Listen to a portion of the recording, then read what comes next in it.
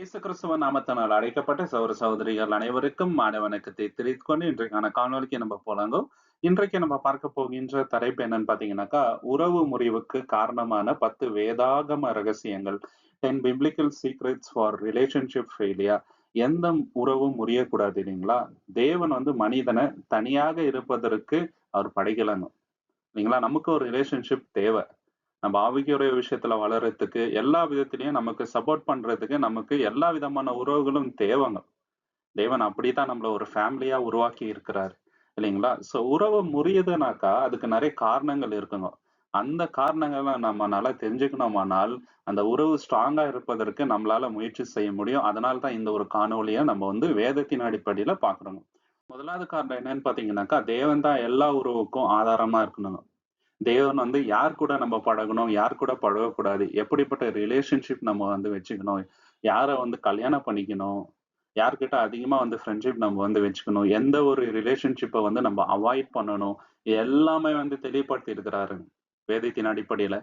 இத தாண்டி நம்ம தவறான ரிலேஷன்ஷிப்குள்ள போனோம்னு வச்சுக்கங்களேன், நிச்சயமா அந்த ரிலேஷன்ஷிப் நீடித்து நிலைத்திருக்காது. அப்படி இருந்தா கூட சமாதானம் லைஃப்ல இருக்காதுங்க. சண்டை, சச்சரவு இந்த மாரி தான் இருக்கும்.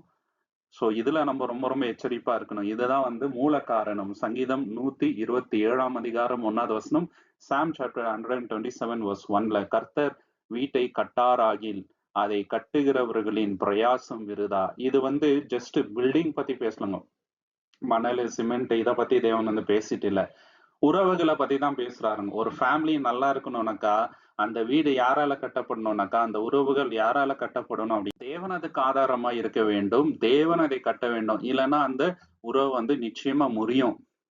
இதுக்கு சில அடையாளங்கள் இருக்குதுங்க. ஜெபம் ஃபேமிலில குறைஞ்சிட்டே வந்துச்சுன்னு வச்சுங்களேன், நிச்சயமா உறவு நீடிக்காதுங்க.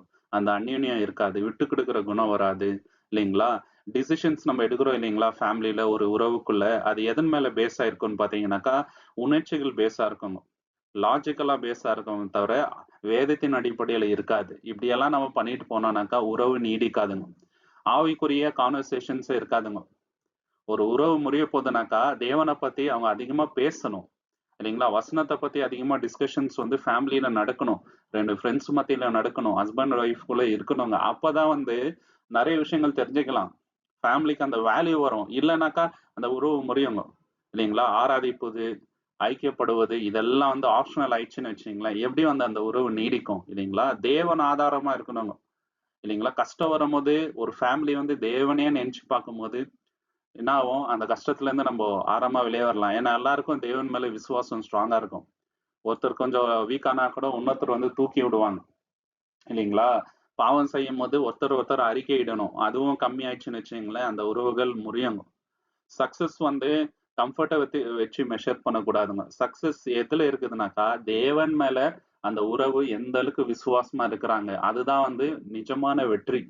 இல்லைங்களா? வேதத்தின் அடிப்படையில வாழ்வதை பார்க்கிலும், உலகத்த அட்வைஸ் கேட்டுட்டு வாழ்வத தான் நம்ம பிரையாரிடைஸ் பண்ணோம்னு வச்சுக்கங்களேன், அந்த உறவு நிச்சயமாக முறியும். சோ இந்த விஷயத்துல ரொம்ப ரொம்ப எச்சரிக்கையா இருக்கணும். ஆசாராஜா அப்படின்ட்டு இருந்தாருங்க. இவரு என்ன பண்றாருனாக்கா, மனிதர்களோட ஆலோசனை கேட்க அதிகரிச்சிட்டாருங்க. சரிங்களா? ஃபர்ஸ்ட் தேவனுடைய வார்த்தையின்படி நடக்குறாரு. அதுக்கப்புறம் என்ன பண்றாருனாக்கா, மனிதர்களின் ஆலோசனை கேட்டு அவர் கெட்டு போயிட்டாரு. எந்த ஒரு உறவுமே எமோஷன்ஸ் அடிப்படையா வச்சு வாழக்கூடாது. இல்லைங்களா? அப்பதான் லைஃப்ல தேவையில்லாத பிரச்சனைகள் வருது. எதை அடிப்படையா வாழணும்னாக்கா, தேவன ஃபவுண்டேஷனா வச்சு ஒரு உறவு வாழும்போது, 2 ஃப்ரெண்ட்ஸா இருக்கலாம், ஹஸ்பண்ட் அண்ட் ஒய்ஃபா இருக்கலாம், ஃபேமிலியா இருக்கலாம். எல்லாமே ரிலேஷன்ஷிப் ரொம்ப ஸ்ட்ராங்கா இருக்கும் சகோதர சகோதரி. 2வது ஏன் ஒரு உறவு முறியுது அப்படின்னு பாத்தீங்கன்னாக்கா, பெருமையினால.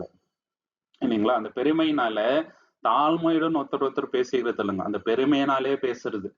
"உனக்கு என்ன தெரியும்? எனக்கு இல்லாத ஞானமா உனக்கு?" ஒருத்தர் ஏதாவது கருத்து சொன்னா அத காது குடுத்து கேட்காம இருக்கிறது. அது என்ன பெருசா சொல்லப்போது? எனக்கு தெரியாத விஷயமா அப்படின்னு நினைக்கிறது. நம்ம ஃப்ரெண்டுக்கு என்ன தெரியும்? நான் ரொம்ப நாளா இதுல இருக்கிறேன் அப்படின்ற அந்த மைண்ட் செட்ல இருந்தோம்னு வச்சுக்கங்களேன், நிச்சயமா ஒரு உறவு நீடிக்காதுங்க. நெறைய உறவு ஏன் பிரிஞ்சிடுறாங்க அப்படின்னு பார்த்தீங்கன்னாக்கா, இந்த காலகட்டத்தில டிவோர்ஸஸ் ஏன் அதிகமா ஆகுதுனாக்கா, பிரைடு தாங்க. ஏன்னா 2 பேரும் ஈக்குவலா சம்பாதிப்பாங்க. இவரோட துணை இல்லாம கூட நம்மளால இருக்க முடியும்ன்ட்டு ஹஸ்பண்டுக்கும், ஒய்ஃப்க்கும் அதே ஒரு தாட் வந்துச்சுன்னு வச்சுக்கங்களேன், நிச்சயமாக இருக்காதுங்க. ஏன்னா அகந்தை வந்துருதுங்க அந்த இடத்துல. விட்டு கொடுக்கிற குணம் இல்ல. ஹெல்த்தியான கம்யூனிகேஷன் இருக்காது. அன்ஹெல்தி கம்யூனிகேஷன் இருக்குங்க. யாரு அதிகமான ஞானம் இருக்குதுன்ட்டு அவங்களுக்குள்ள காம்படிஷன் ஆயிடும். நீதிமொழிகள் 13ஆம் அதிகாரம் 10வது வசனத்துல சொல்றாருங்க. ப்ராவெர்ப்ஸ் சாப்டர் 13:10ல அகந்தையினால் மந்திரவாது பிறக்கும். ஆலோசனை கேட்கிறவர்களின் இடத்திலோ ஞானம் உண்டு. பாத்தீங்களா? அகந்தையில என்ன வரும்? கன்டென்ஷன். ஒருத்தருக்கு ஒருத்தருக்கு பேச்சுவார்த்தை ஜாஸ்தி ஆயிட்டு அது ஆர்கியூமெண்ட்ல போய் முடிஞ்சு சண்டை ஆயிட்டு பெரிய லெவல்ல போயிடுவாங்க. சோ அதனால அப்போஸ்தலனாகிய பவுல் என்ன பண்றாருனாக்கா, பிலிப்பியர் சபைக்கு எழுதும்போது தெளிவா சொல்றாருங்க. நம்ம மத்தவங்கள எப்படி கனம் பண்ணணும் அப்படின்ட்டு. இது வந்து வெறும் ஆவிக்குரிய சகோதர சகோதரிகள் மட்டுமே அல்லங்க. எல்லா ரிலேஷன்ஷிப்புக்கும் இது வந்து அடிப்படையா இருந்துச்சுனாக்கா பிரிவினையே நமக்கு வந்து வராது. பிலிப்பியர் 2ஆம் அதிகாரம் 3ல இருந்து 4ங்க. பிலிப்பியன்ஸ் சாப்டர் 2, 3 and 4ல ஒன்றையும் வம்பினாலாவது வீண் புகழ்ச்சியினாலாவது செய்யாமல் மனத்தாழ்மையினாலே ஒருவரை ஒருவர் தங்களிலும் மேன்மையானவர்களாக எண்ணக் கடவீர்கள். அவனவன் தன் சொந்த காரியங்களில் அல்ல, அவனவன் பிறனுடைய காரியங்களையும் நோக்குவானாக. பாத்தீங்களா? வீண் பெருமையினாலாவது வம்பினாலாவது எதுவும் செய்யாமல் ஒருத்தர் ஒருத்தர் என்னங்க மேன்மையானவர்னு நம்ம நினைக்கணும். புதுசா கூட வந்திருக்கலாங்க அவங்க, இல்லைங்களா? சோ நம்ம எல்லாரையும் எப்படி பார்க்கணும்னாக்கா மேன்மையா பார்க்கும்போது அந்த பெருமை வராது. இதனால ரிலேஷன்ஷிப் வந்து ரொம்ப ஸ்ட்ராங் ஆவாங்க சகோதர சகோதரி. ஒரு உறவு முறிய போகுது அப்படின்றத எதை வச்சு நம்ம கண்டுபிடிக்கலாம்னாக்கா, முதலாவது ஒரு டிஸ்அக்ரிமெண்ட் வந்துச்சுனாக்கா. ஏன்னா ஒருத்தரோட ஒப்பீனியன் ஒரு மாதிரி இருக்கும், இன்னொருத்தரோட ஒப்பீனியன் வந்து வேற மாதிரி இருக்கும். அங்க என்ன ஆகுது? டிஸ்அக்ரிமெண்ட் வருது, கருத்து வேறுபாடு, இல்லைங்களா? அப்ப என்ன ஆகுதுனாக்கா, நான் சொல்றதுதான் கரெக்ட் அப்படின்ட்டு நம்ம நிலைப்பாடுல ஸ்ட்ராங்கா நம்ம நின்னோம்னு வச்சுங்களேன், கண்டிப்பா வந்து அந்த உறவு முறிஞ்சிடுங்க. நம்ம வந்து அந்த பாயிண்ட் ஆஃப் வியூல கெலிச்சிடலாம், ஆர்கியூமெண்ட் வந்து ஜெயிச்சிடலாம். ஆனா அந்த மனிதரை வந்து நம்ம இழக்க வேண்டியிருக்கும். ரொம்ப ரொம்ப எச்சரிக்கையா இருக்கணும் இந்த விஷயத்துல. ரெண்டாவது வந்து மத்தவங்க வந்து முடிக்கிறதுக்கு முன்னாடியே நம்ம பேசணும் நினைக்கும் போது ரொம்ப ரொம்ப தவறான ஒரு ஹேபிட். ஃபர்ஸ்ட் அவங்களோட கருத்தை நம்ம ஃபுல்லா கேட்டுட்டு அதுக்கப்புறம் வந்து பதில் சொல்லணும். அப்புறம் சாரி சொல்றதுக்கு வந்து தயங்குறதுங்க. தப்பு இருந்தா கூட, இல்லைங்களா? நான் ஏன் உங்ககிட்ட சாரி கேட்கணும்? சாரி கேட்டா என்னோட கௌரவம் வந்து குறைஞ்சிடுமே அப்படின்ட்டு ஒரு ஹஸ்பண்ட் வந்து ஒய்ஃப் கிட்டயோ, இல்ல ஒய்ஃப் வந்து ஹஸ்பண்ட் கிட்டயோ, ஒரு ஃப்ரெண்ட் வந்து இன்னொரு ஃப்ரெண்ட் கிட்டயோ நினைச்சா ரொம்ப ரொம்ப தவறுங்க. சாரி சொல்றதுனால நம்ம வந்து கெட்டு போறது கிடையாது. எதுவுமே நம்ம வந்து இழக்க போறது இல்ல. நம்ம அன்பை தான் வந்து வளர்க்க போறோங்க. மத்தவங்க வந்து கரெக்ட் பண்ணும்போது டிஃபென்சிவ் ஸ்டாண்ட் எடுக்கக்கூடாதுங்க, இல்லைங்களா? இப்ப என்கிட்ட ஒரு மிஸ்டேக் இது, ஒருத்தவங்க வந்து பிரதர் இது வந்து தப்புன்னும் போது நம்ம என்ன பண்ணணும்? ஏத்துக்கணும். ஆமா, நான் கரெக்ட் பண்ணிக்கிறேன். அதை விட்டுட்டு டிஃபென்சிவ் மோட்ல போயிட்டு நான் பண்றது கரெக்ட், இதனாலதான் இதை பண்றேன்னு ஜஸ்டிஃபை பண்றவங்க யாருமே வந்து அந்த மிஸ்டேக்ல இருந்து வெளியே வர முடியாதுங்க. மத்தவங்க ஒப்பீனியன் சொல்லும் போது அதை வந்து கீழா பாக்குறது, இதுவும் வந்து தவறான எண்ணம். இந்த மாதிரி தாட் இருந்துச்சுனாக்கா என்ன ஆகும்? ரிலேஷன்ஷிப் வந்து ஸ்ட்ராங் ஆகாதுங்க. இன்னொரு முக்கியமான தவறு என்னன்னு பாத்தீங்கன்னாக்கா, இன்னொருத்தர்கிட்ட போயிட்டு ஹெல்ப் கேட்கறதுக்கு தயங்குறது. நான் இவங்க கிட்ட போய் ஹெல்ப் கேட்டா என்னோட கௌரவம் கொஞ்சிடுமே. ஈவன் ஹஸ்பண்ட் அண்ட் ஒய்ஃப்குள்ளேயே நிறைய பேருக்கு அந்த ஈகோ வந்துருதுங்க இப்ப. ஏன்னா 2 பேரும் ஈக்குவலா இருக்கும் போது என்ன ஆகுதுனாக்கா, நான் அவங்க கிட்ட போய் ஹெல்ப் கேட்டாக்கா என்ன வந்து என்னங்க கீழா நினைச்சிருவாங்களோ? ஃப்ரெண்ட்ஸுக்குள்ள கூட அந்த மாதிரி வந்துருவாங்க. ரொம்ப இது வந்து தவறான ஒரு கண்ணோட்டம். ஹெல்ப் கேட்கறதுனால நம்ம குறையறது இல்லைங்க. ஒருத்தர் ஒருத்தர் ஹெல்ப் பண்ணணுன்றதுக்காக தான் தேவன் அந்த உறவை வந்து வச்சுக்குவாரு எப்பவுமே, இல்லைங்களா? சோ எப்பவுமே வந்து மத்தவங்க நம்மளுக்கு தேவைன்ட்டு நம்ம வந்து நினைக்கணுங்க, இல்லைங்களா? செல்ஃப் கான்பிடன்ஸ்லயே ரிலை ஆகக்கூடாது. மத்தவங்க சொல்ற கருத்து கூட நம்ம லைஃப் யூஸ்ஃபுல்லா இருக்கும்னு நினைக்கணும். இப்ப ரெஹோபாம் பண்ண தப்பு என்னங்க? அவருக்கு வந்து கவுன்சிலிங் கொடுத்தாங்க, அதை அவர் ஏத்துக்கல. காரணம் அவர் மனசுல இருந்த அந்த பெருமை தாங்க. அந்த பெருமையை தள்ளி வச்சுட்டு அவங்க சொல்ற நியாயத்தை அவர் யோசிச்சிருந்தாருனாக்கா அவர் வந்து நல்ல மனுஷனா வளர்ந்திருப்பார் அவரோட லைஃப்ல. மூணாவது எதை வந்து உறவு முறிக்கும் அப்படின்னு பார்க்கும்போது, ஒருத்தர் தவறு செய்யும் போது நம்ம தயவாய் அவங்கள வந்து மன்னிக்கணுங்க. அது யாரா வேணா இருக்கலாம். அப்பாவா இருக்கலாம், அம்மாவா இருக்கலாம், மனைவியா இருக்கலாம், யாரா வேணா இருக்கலாங்க, ஃப்ரெண்டா இருக்கலாம். மன்னிக்கணும். மன்னிக்கிறது தான் கிறிஸ்தவரோட குணம், இல்லைங்களா? அந்த கசப்போட, வஞ்சத்தோட, இல்லைங்களா, ரிவெஞ்ச் எடுக்கணும்ன்ற எண்ணத்தோட நம்ம இருந்தோம்னு வச்சுங்களேன், எந்த உறவும் நீடிக்காது. மன்னிப்பு தான் ஒரு உறவை வந்து நீடிக்க வைக்கும், தழைக்க வைக்கும்.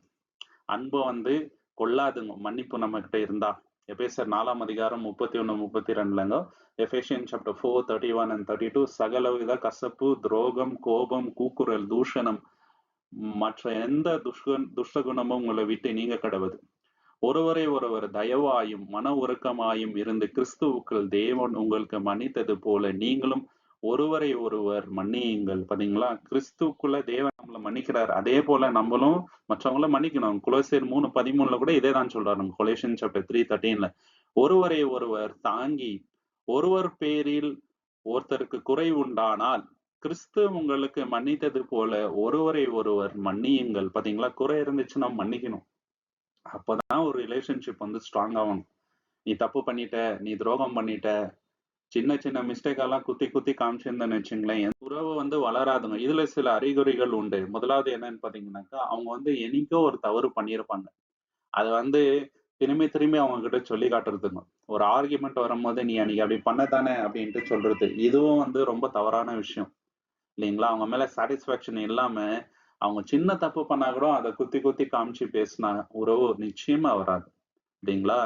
பேசுறத வந்து அவாய்ட் பண்றதுங்க. எந்த ஒரு பிரச்சனையும் வந்து உட்கார்ந்து பேசினா, நம்ம தீர்த்துடலாம். அத விட்டுட்டு மனசுலயே வச்சுட்டு, அவங்க இப்படிதான் அப்படின்ட்டு ஒரு முடிவுக்கு வந்தோம்னு வச்சுக்கங்களேன், அது ரொம்ப ரொம்ப தவறுங்க. இல்லைங்களா? மனதுருக்கத்தோட இன்னொருத்தர்கிட்ட நம்ம பழகாத இருந்தோம்னு வச்சுக்கங்களேன், அந்த உறவு வந்து நீடிக்காது. தயவாய் நம்ம வந்து என்ன பண்ணுங்க, மன்னிக்கணும். பனிஷ் பண்ணணும்னு நினைக்க கூடாது. இல்லைங்களா? ஜெபம் பண்ணாம, அவங்க மேல அந்த ஹர்ட் இருக்குது இல்லைங்களா? ஹர்ட்ஃபுல் ஃபீலிங் அத வந்து வளர்த்துன்னே இருக்கிறதுங்க. அதாவது வந்து கசப்பாயிடும். இல்லையா? சோ இது எல்லாமே அறிகுறிகள்ங்க சகோதரி. அப்சலோம் லாஸ்ட் வரைக்கும் மனம் திரும்பல.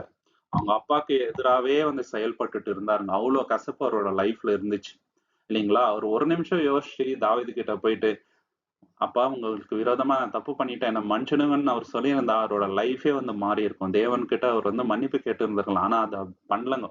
இல்லைங்களா? அவரோட உயிரையே வந்து இழந்துட்டாருங்க சகோதரி. 4வது காரணம் ஏன் வந்து உறவு முறியுது அப்படின்னு பார்த்தீங்கன்னாக்கா, நேர்மை இல்லாம வந்து நம்ம மத்தவங்கள்ட்ட பழகும்போது நிச்சயமா அந்த உறவு வந்து முறியும்.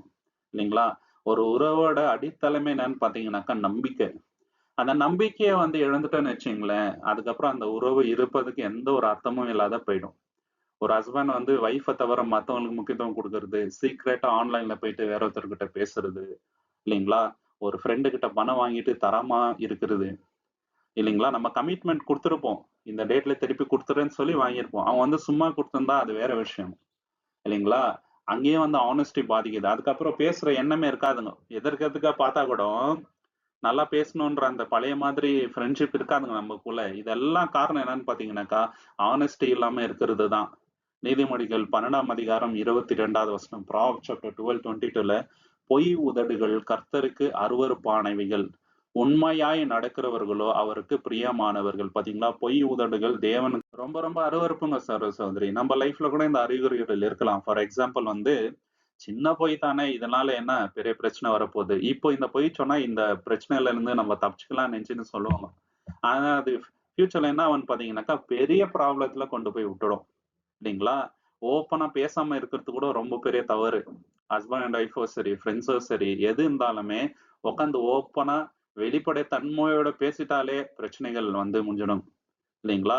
ஹஸ்பண்டுக்கு தெரியாம ஒய்ஃப் போயிட்டு ஏதோ ஒண்ணு பர்ச்சேஸ் பண்றது, தேவையில்லாத ஆக்டிவிட்டீஸ்ல போறது. அதே மாரி ஹஸ்பண்ட், ஒய்ஃப் 2 பேருமே செப்பரேட்டான ஒரு லைஃப் லீட் பண்ணாக்கா, அது ரொம்ப ரொம்ப தப்பு. இன்னைக்கு அப்படிதான் ஆயிட்டுக்குதுங்க. சோசியல் மீடியாவோட இன்ஃப்ளூயன்ஸ்னால நெறைய பேரோட லைஃப்ல வந்து டிவோர்ஸ் வந்துச்சு. ஏன்னாக்கா ஆன்லைன் ஃப்ரெண்ட்ஷிப்புக்கு அவ்வளோ முக்கியத்துவம் குடுக்குறாருங்க. இல்லைங்களா? உண்மையான ரிலேஷன்ஷிப்புக்கு வேல்யூ குறைஞ்சுட்டே வருதுங்க. கம்ப்ளீட்டான ட்ரூத் சொல்லாம கொஞ்சம் மட்டும் சொல்றது. இதுவும் ரொம்ப ரொம்ப தவறு. இதனால தான் வந்து உறவு முறியுதுங்க. ஃப்ரீக்வென்ட்டா போயிட்டு எக்ஸ்கியூஸ் சொல்றது. இல்லைங்களா? போய் மன்னிப்பு கேட்பது. இதனால தான் நான் இந்த மிஸ்டேக் பண்ணிட்டேன் அப்டின்ட்டு. என்ன எக்ஸ்கியூஸ் பண்ணிக்கங்கன்னு சொல்றதுங்க. ஸ்டோரிய வந்து அப்படியே மாத்தி பெட்டரா தெரியிற மாரி சொல்றது. இல்லைங்களா? ப்ராமிஸ் குடுத்துட்டு அத காப்பாத்தாம இருக்கிறது. டிரான்ஸ்பரன்ட்டா இல்லாம இருக்குது. டிரான்ஸ்பரன்ட்னாக்கா வெளிப்படைத்தன்மை இல்லாம இருப்பதும் முக்கியமான ப்ராப்ளம். இல்லைங்களா? கேள்வி கேட்டா உடனே கோவம் வருதுங்க. இல்லைங்களா? ஒரு கேள்வி கேட்டா நம்ம வந்து பதில் சொல்லிட்டு போலாம். அத விட்டுட்டு நீ என்ன கேள்வி கேட்குற அப்டின்னாக்கா, எந்த ஒரு ரிலேஷன்ஷிப்பும் வந்து நீடிக்காதுங்க. அந்த ரிலேஷன்ஷிப் வந்து முறிய போதுன்னு அர்த்தம். அனனியா, சஃபீரா இருந்தாங்க. அவங்க வந்து பொய் சொல்லிட்டாங்க. பொய் சொன்னதுனால என்ன ஆச்சுங்க? அவங்க உயிரே போயிடுச்சுங்க. அவங்க வந்து தேவனுக்கு விரோதமா பொய் சொல்லிட்டாங்க சகோதரி. சோ நம்ம நினைச்சுக்க கூடாது. நம்ம வந்து நம்ம ஹஸ்பண்ட் கிட்ட தான் பொய் சொல்றோம், ஒய்ஃப் கிட்ட தான் பொய் சொல்றோம் அப்படின்ட்டு. இல்ல, இல்ல. அது தேவனுக்கு விரோதம். தேவன் கிட்ட சொல்கின்ற பொய்ங்க சகோதரி. 5வது விஷயம் ஏன் வந்து உறவுகள் முறியுது அப்படின்னு பார்க்கும்போது, சுயநலமாக இருப்பதுங்க. மத்தவங்களுக்கு நம்ம ஊழியம் செய்யும்படி தான் தேவன் நம்மள அழைத்திருக்கிறார். நம்ம என்ன நினைக்கிறோம், நம்ம லைஃப்க்கு நம்ம தான் ராஜா. நம்ம வந்து யாருக்கும் வந்து அடிபணிஞ்சு போகக்கூடாது. நம்மளுடைய நலன மட்டும் தான் பார்க்கணும். ஒரு விஷயத்த செய்யும்போது அதுல நமக்கு என்ன பெனிஃபிட் வரும், அத மட்டும் தான் பார்க்கணும் அப்படின்னு வாழ்ந்தோம்னு வச்சுக்கங்களேன், ரொம்ப ரொம்ப தவறான விஷயங்க. ஹஸ்பண்ட், ஒய்ஃப்குள்ள சுயநலம் இருக்கக்கூடாது. பேரண்ட்ஸ், சில்ட்ரன்ஸ் கிட்ட இருக்கக்கூடாதுங்க. க்ளோஸா இருக்கிற 2 ஃப்ரெண்ட்ஸ் கிட்ட வந்து சுயநலம் இருக்கக்கூடாதுங்க. சுயநலமற்ற வாழ்க்கை வந்து நம்ம வாழணுங்க. ரோமர் 12ஆம் அதிகாரம் 10வது வசனத்துல ரோமன் சாப்டர் 12:10 சகோதர சிநேகத்திலே ஒருவர் மேல் ஒருவர் பட்சமாய் இருங்கள். கனம் பண்கிறதிலே ஒருவரை ஒருவர் முந்திக் கொள்ளுங்கள். பாத்தீங்களா? நம்ம தான் ஃபர்ஸ்ட் என்ன பண்ணணுங்க, மத்தவங்கள ஹானர் பண்ணணுங்க. அவங்க பண்றதுக்கு முன்னாடி நம்ம வீட்டு அவங்களுக்கு மரியாதையை செலுத்தணுங்க. சகோதர சிநேகத்துல நம்ம பட்சமா இருக்கணுங்க. இல்லைங்களா? அவுட்டோன்றாருங்க. சோ அன்பு யார் அதிகமா காட்டுறோன்றதுல தான் நம்மளுக்குள்ள போட்டி இருக்கணுமே தவிர, நான் வந்து பெரிய ஆள் ஆவுறேனா, நான் வந்து இப்படி இருக்கிறேன், எனக்கு இவ்ளோ பெனிஃபிட் வருது அப்படின்ட்டு நானுன்ற எண்ணத்தோட நம்ம வாழ்ந்தோம்னு வச்சுக்கங்களேன், அந்த உறவு முறியணும். இந்த விஷயத்துல இருக்கின்ற அறிகுறிகள் என்னன்னு பாத்தீங்கன்னாக்கா, ஒரு விஷயத்த செய்யும்போது, எனக்கு என்ன அதுல பெனிஃபிட்? நெறைய ஹஸ்பண்ட் அண்ட் ஒய்ஃப்குள்ள இந்த பிரச்சனை வந்துருதுங்க. நான் ஏன் அத பண்ணணும்? அத பண்ணா எனக்கு ஒண்ணும் பிரயோஜனம் இல்லையே! அந்த மாரி எல்லாம் நினைக்க கூடாதுங்க. சுயநலம் வரவே கூடாதுங்க. இல்லைங்களா? யார் என்ன பண்ணுதுன்ட்டு அத நோட் பண்ணி வைக்கிறது. இதுவும் ரொம்ப தவறான விஷயங்க. யார் அதிகமா பண்ணியிருக்கிறோம். இல்லைங்களா? 2 பேரு நம்ம ஃப்ரெண்டா இருக்கும்போது, நீ அதிகமா பண்ணியிருக்கிறியா? நான் அதிகமா பண்ணியிருக்கிறேனா இவ்வளோ நாளுன்னு. இந்த மனசோட நம்ம பழகுனோம்னு வச்சுக்கங்களேன், அங்கவே அந்த வந்து உறவு முறியும். இல்லைங்களா? ஸோ அந்த சாக்ரிஃபைஸ் பண்றாங்க இல்லைங்களா? அத வந்து நம்ம அப்ரிஷியேட் பண்ணாம இருந்தோம்னு வச்சுக்கங்களேன், அதுவும் தவறுங்க. அவங்க பண்ற ஒரு ஒரு சின்ன சின்ன விஷயத்த கூட நம்ம சொல்லி, "எனக்கு இவ்வளோ நல்லது பண்ணியிருக்கிறியே" அப்படின்ட்டு யோசிச்சு பார்க்கணும். இல்லைங்களா? வெறும் சர்வீஸ் மட்டும் நம்ம எதிர்பார்க்க கூடாது. ஒரு ரிலேஷன்ஷிப்ல அவங்க ஒண்ணு பண்ணா நம்ம ஒண்ணு பண்ணணுங்க. அவர் மட்டுமே எல்லாமே பண்ணணும் அப்படின்னு நம்ம நெனச்சாங்கன்னா, அது ரொம்ப ரொம்ப தவறு. இதனால தான் நெறைய ரிலேஷன்ஷிப் வந்து ஸ்பாயில் ஆவுறதுங்க. இல்லைங்களா? டிசிஷன் எடுக்கும்போது மத்தவங்களோட நலனும் வந்து நம்ம பார்க்கணும். எனக்கு நல்லது நடக்குது அதனாலன்னு சொல்லிட்டு நம்ம டிசிஷன் எடுக்கக்கூடாது. 4 பேருக்கு அதுல நல்லது வருதா? குடும்பத்துக்கு நல்லது வருதா? ஒய்ஃப்‌க்கு நல்லது வருதா? பசங்களுக்கு அது நல்லதா இருக்குமான்னு யோசிச்சு நம்ம எடுக்கணுங்க. எப்போதுமே நம்மளோட கம்ஃபர்ட்டே நம்ம பார்த்தோம்னு வச்சுக்கங்களேன், உறவு நிச்சயமா முடியுங்க. இம்பேஷன்ட்டா இருந்தோம்னா கூட முடியும். சரிங்களா? எல்லாரும் பெர்ஃபெக்ட் கிடையாது. நம்ம பொறுமையா அணுகணுங்க. ஸோ இந்த மாரி நம்ம இருக்கணும். இதெல்லாம் அறிகுறிகள். நாபால் அப்படித்தான் இருந்தாருங்க. ரொம்ப ரொம்ப சுயநலமா இருந்தாரு இல்லைங்களா? தாவீதுக்கு வந்து ஹெல்ப் பண்ணணுன்ற எண்ணம் அவங்களுக்கு இல்ல. இன்ஃபாக்ட் வந்து தாவீது அவங்களுடைய ஆட்கள் வந்து அவங்களுக்கு ஹெல்ப் பண்ணாங்க. அதே மாரி இவரு ஹெல்ப் பண்ணணுன்ற எண்ணமே இல்ல பாத்தீங்களா? இதனால அவரும் செத்து போனாருங்க சகோதர சகோதரி. ஸோ ரிலேஷன்ஷிப் ஸ்ட்ராங் ஆகணும்னாக்கா விட்டு குடுக்குற தன்மை இருக்கணும். அன்செல்ஃபிஷ்ஷா இருக்கணுங்க. செல்ஃபிஷ்னஸ் இருக்கக்கூடாது. 6வது விஷயம் ஏன் வந்து உறவு முறியுது அப்டின்னாக்கா, ஒருத்தர் ஆலோசனை சொல்லும்போது அத அக்செப்டே பண்றது. இல்லைங்களா? தேவன் வந்து நம்மகிட்ட யார் மூலியமா பேசுறாருங்க இப்போ? வேதத்தின் மூலியமா பேசுறாரு. அது மட்டும் இல்லாம நம்மகிட்ட க்ளோஸா பழகுறவங்க மூலியமா தான் பேசுறதுங்க. அது அப்பாவா இருக்கலாம், அம்மாவா இருக்கலாம், ஒய்ஃபா இருக்கலாம், ஹஸ்பண்டா இருக்கலாம், ஃப்ரெண்டா இருக்கலாம், ஆவிக்குரிய சகோதர சகோதரியா இருக்கலாம். அவங்க சொல்லும்போது நம்ம கவனிச்சு கேட்கணும். நீதிமொழிகள் 11ஆம் அதிகாரம் 14வது வசனத்துல Proverbs chapter 11:14 ஆலோசனை இல்லாத இடத்தில் ஜனங்கள் விழுந்து போவார்கள். பாத்தீங்களா? ஆலோசனை இல்லன்னாக்கா விழுந்து போவாங்க அப்டின்ட்டு இருக்குதுங்க. ஒருத்தர் அட்வைஸ் பண்றதுக்கு முன்னாடியே நான் அவர் சொல்றத கேட்கவே மாட்டேன்னு ஒரு முடிவுல இருக்குது. இது ரொம்ப பெரிய தவறுங்க சகோதர சகோதரி. இதனால தான் வந்து உறவு முறியுது. அது மட்டும் இல்லாம யாரோட பேச்சு கேட்கறது தெரியுங்களா?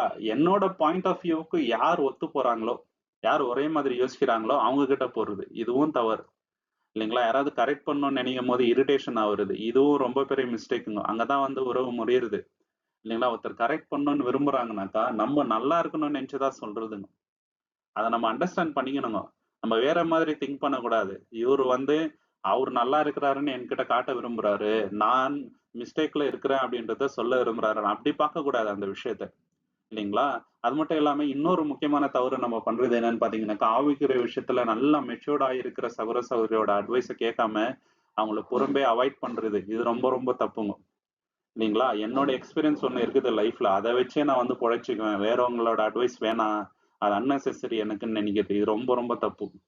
இல்லைங்களா? சோ இந்த அறிகுறிகள் உறவுகள் நிச்சயமா முறியுங்க சகோதர சகோதரி. ஜெடேக்கியா ராஜா இருந்தாருங்க. அவர் வந்து எரேமியா தீர்க்கதரிசியோட வார்த்தைய கேட்கவே இல்ல கடைசி வரைக்கும். அதனால நெறைய பின் விளைவுகள அவர் வந்து அனுபவிச்சாருங்க. கொடூரமான பின்விளைவுகள் வந்துச்சு. இல்லைங்களா?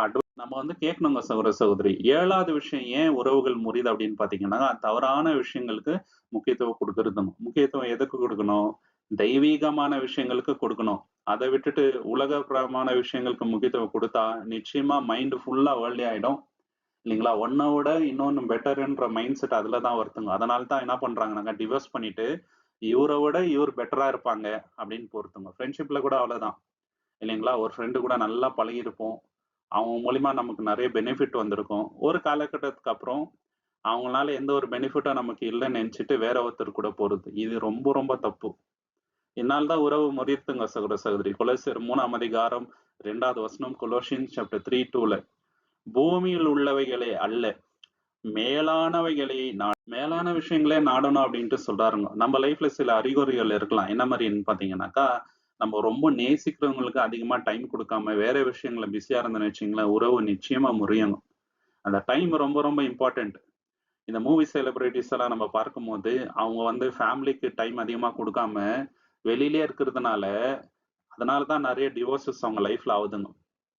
இன்னைக்கு இருக்கிற சோசியல் இந்த ஸ்டேட்டஸ்க்கு நெறைய பேர் வந்து பணத்து பின்னாடி போறாங்க இல்லைங்களா? முன்னேறணும், முன்னேறணும் அப்படின்ட்டு. ஃபேமிலிக்கு குடுக்க வேண்டிய டைம் குடுக்கறதில்ல. இதனாலவே வந்து அந்த உறவு முறியுதுங்க. இல்லைங்களா? டைம் வந்து அதிகமா வந்து சோசியல் மீடியால ஸ்பெண்ட் பண்றது, டிவைசஸ்ல ஸ்பெண்ட் பண்றது, ஜனங்கள்ட்ட பேசுறதுல, ஃபேமிலில 4 பேர் இருந்தா 4 பேரும் ஒரு ஒரு மொபைல் வச்சுன்னு உட்காந்துன்னு இருக்குது. இப்படியெல்லாம் இருந்தாக்கா உறவு எங்க வளரும்? இல்லைங்களா? நம்மளுடைய கெரியரு, பணம், நம்மளுடைய ஹாபீஸு இது வந்து ஃபர்ஸ்ட்டா நம்ம வச்சோம்னு வச்சுக்கங்களேன், உறவு நிச்சயமா வந்து வளராது. அது வந்து முடிஞ்சிடும். ஃபேமிலியா உட்காந்து ஜெபம் பண்றது, தேவன ஆராதனை பண்றத வந்து நெக்லெக்ட் பண்றதுங்க, அசட்டை பண்றது. அப்போ வந்து உறவு வந்து முறியும். ஸோ இந்த விஷயங்கள நம்ம ரொம்ப எச்சரிக்கையா இருக்கணுங்க. மார்த்தாள் பண்ண தவறு கூட அதுதாங்க. அவங்க அந்த வீட்டு வேலையில ரொம்ப பிஸியா இருந்துட்டாங்க. இயேசுவோட பாதப்படியில உட்கார்ந்து வசனத்த கேட்க தவறிட்டாங்க. அப்ப இயேசு சொல்றாருங்க, தேவையானது ஒன்றுதான். மாறுதாலே நீ மத்த விஷயத்துல ரொம்ப பிஸியா இருக்கிற, டிஸ்ட்ராக்ட் ஆயிட்டு இருக்கிற. நம்ம லைஃப்ல கூட அந்த டிஸ்ட்ராக்ஷன் இருக்கலாங்க. நம்ம எதுக்கு ரொம்ப முக்கியத்துவம் குடுக்குறோமோ, நம்மளுடைய ஃபியூச்சர் அத வச்சு தான் அமையுது. ஸோ அதனால தெய்வீகமான விஷயங்களுக்கு ரொம்ப முக்கியத்துவம் குடுத்தா, எந்த உறவும் முறியாதுங்க.